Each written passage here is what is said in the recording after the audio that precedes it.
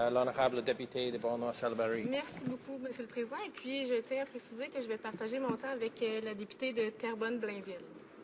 Alors, avant de débuter ce discours, je voudrais simplement souhaiter une bonne fête du Tête à tous. En fait, le Tête qui est le jour de l'an asiatique selon le calendrier lunaire et qui est cette année sous le signe du cheval. Donc, je vais le dire aussi à mes Vietnamiens en vietnamien. Chuk Mung Nam Moi.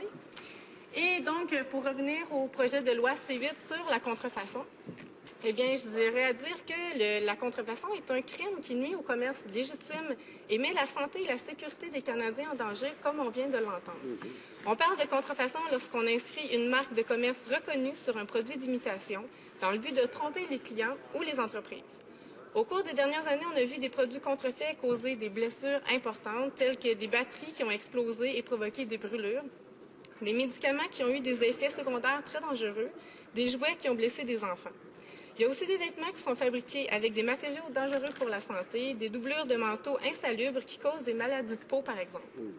La proportion de produits contrefaits dangereux pour la santé n'a cessé d'augmenter. Elle était de 11 en 2005, elle est maintenant située à 26 Les Canadiens ne devraient donc pas être obligés de prendre des risques lorsqu'ils achètent des biens qui ont été importés. La contrefaçon a aussi des effets désastreux sur les entreprises et surtout sur les petites et moyennes entreprises. Nos PME investissent leur créativité et leurs ressources pour mettre au point des produits uniques, fiables et compétitifs.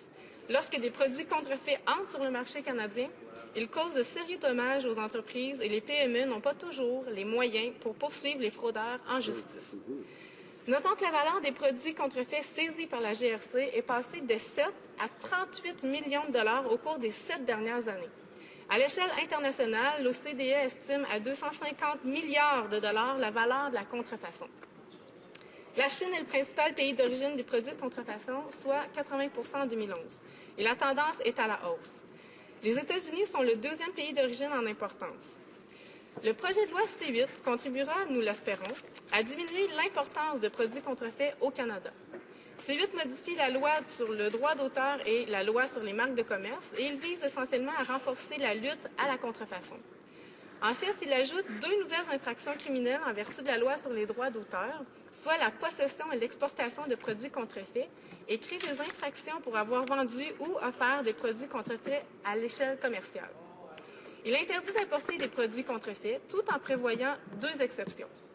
Celle concernant des produits importés à des fins personnelles, étant donné que les gens ne sont pas toujours au courant que ce qu'ils achètent à l'étranger est contrefait, et celle concernant les articles en contrôle de transit.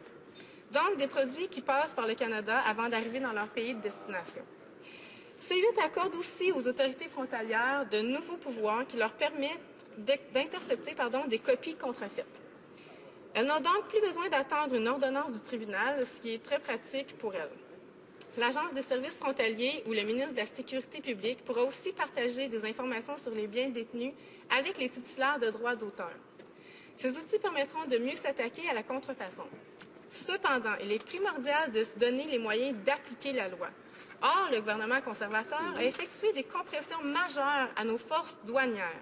Contrairement à ce que dit le secrétaire parlementaire tout à l'heure, les coupures sont de l'ordre de 143 millions de dollars qui entraîneront l'abolition de 549 emplois à temps plein d'ici 2015.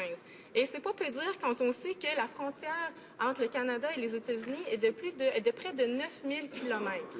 Juste dans mon comté, en 2011, il y a eu une fermeture d'un poste frontalier à Franklin et tout de suite, les agents des services frontaliers et les agents de la GRC sont venus me rencontrer pour me dire à quel point ils étaient inquiets parce qu'il y a beaucoup justement de produits, des drogues ou des produits du tabac ainsi que des échanges d'armes qui se font à la frontière et étant donné qu'ils ont moins de ressources, c'est de plus en plus difficile pour eux d'assurer la sécurité des citoyens. Donc, en ajoutant des responsabilités et en coupant en même temps les ressources qui sont distribuées aux agents des services frontaliers et à la GRC, c'est d'autant plus difficile d'assurer la sécurité de la contrefaçon et à la fois la sécurité à la frontière. Il ne faut pas oublier que C8 obligera les agents douaniers à analyser les produits entrant ou sortant du pays, à identifier s'il s'agit de copies contrefaites et à déterminer si l'une des exemptions est applicable. Dans le cas de produits contrefaits, les douaniers devront retenir et entreposer la marchandise et contacter les titulaires de droits. Tout ça en plus de leurs responsabilités déjà établies. On est en droit de se demander si l'Agence des services frontaliers aura les moyens de mettre en œuvre la loi sans pour autant compromettre ses autres responsabilités, protéger nos frontières et assurer notre sécurité. Le président du syndicat des douanes et de l'immigration, Jean-Pierre Fortin, commentait ainsi les compressions à l'Agence des services frontaliers et je cite « Des coupures de cette ampleur auront des conséquences directes sur l'ensemble des Canadiennes et Canadiens ainsi que sur leur communauté. Plus de pornographie infantile franchiront nos frontières, plus d'armes à feu et de drogue réussiront à passer à travers les mailles de nos filets, sans parler du risque élevé que des terroristes, des prédateurs sexuels et des criminels endurcis ne parviennent à entrer sur notre territoire. » Fin de la citation. Donc, vous voyez que c'est des gens expérimentés qui sont eux-mêmes inquiets. Comment s'assurer que l'ensemble des mesures proposées par C8 soient financées sans que d'autres services de surveillance n'écopent? Le gouvernement refuse de donner des précisions à ce sujet, malgré qu'en comité, on leur ait posé plusieurs questions. L'autre lacune majeure du gouvernement dans ce dossier, c'est le manque de données sur la contrefaçon au Canada. On ne connaît pas l'ampleur du phénomène. Tout ce que nous avons, ce sont des statistiques sur des saisies réelles, mais pas de données sur le type de produit, leur provenance et l'ensemble des produits contrefaits sur le marché. Le Conseil canadien de la propriété intellectuelle est d'avis que le système canadien n'a pas les outils pour suivre les cas détectés et les signaler aux autorités. Les autorités douanières européennes doivent publier des statistiques, mais ici au Canada, l'Agence des services frontaliers n'a pas le mandat de signaler les cas d'atteinte à la propriété intellectuelle. En comité, quand on a demandé à la GRC si on avait une idée du nombre de fabricants canadiens qui ont été inculpés d'importer ou d'exporter des biens contrefaits, le superintendant de la police fédérale nous a répondu, je cite, « Je n'ai pas de chiffres à ce sujet. » Et en fait, les systèmes de renseignement de la GRC n'enregistrent pas suffisamment de détails pour avoir une idée précise du nombre de produits contrefaits, importés ou exportés. Fin de la citation. Un rapport du Comité de l'industrie en 2007 recommandait d'ailleurs que le gouvernement mette en place un système de rapports qui permette de suivre les enquêtes. Il est difficile de s'attaquer à ce problème si on n'a pas les faits et les chiffres exacts. Et comment est-ce qu'on va pouvoir mesurer le progrès après la mise en œuvre de cette loi si on n'a pas les données de base? Soyons réalistes, sans un financement dédié à la contrefaçon et sans une équipe d'experts pour gérer les mesures aux frontières, l'application de la loi aura des résultats très mitigés. Le NPD a déposé une opinion dissidente à la suite de l'étude du projet de loi en comité. Nous appelons le gouvernement à consulter les associations de consommateurs et l'industrie. On aimerait aussi que les agents de douane obtiennent les pouvoirs qui s'imposent pour faire leur travail tout en respectant les libertés civiles et la procédure régulière. Nous demandons donc aussi que l'agence soit dotée d'un financement suffisant, ça va de soi, pour lutter contre la contrefaçon et pouvoir continuer à faire leur travail quotidien. En conclusion, Monsieur le Président, les néo-démocrates appuient la lutte contre la contrefaçon. Nous avons une approche qui respecte à la fois les titulaires de droits d'auteur et les citoyens. Nous sommes aussi pragmatiques. Nous savons que l'adoption d'une loi sans les moyens nécessaires pour mettre en œuvre ne donne pas de bons résultats. Lutter efficacement contre la contrefaçon sans nuire aux autres activités de surveillance à la frontière veut dire donner les ressources aux autorités compétentes. Il faut cesser aussi de couper dans les agents de première ligne. Donc, je le rappelle, les agents de première ligne ont été coupés à hauteur de 549 emplois à temps plein. Nous avons aussi étudié attentivement le projet de loi C8 en comité et croyant qu'il ne compromet pas les droits fondamentaux des Canadiens. Donc, il n'y a pas de censure, pas de criminalisation des voyageurs et pas de marchandises en transit qui est inclus dans ce projet de loi-là.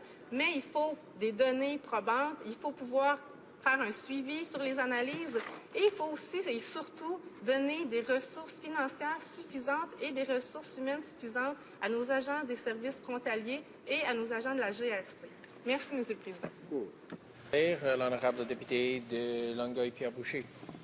Merci, Monsieur le Président. J'aimerais féliciter ma collègue pour son discours qui est tout à fait bien documenté, d'autant plus que Madame représente une circonscription où une grande partie des postes frontaliers en Montérégie sont agglutinés vraiment entre Dundee et Hemingford, je crois.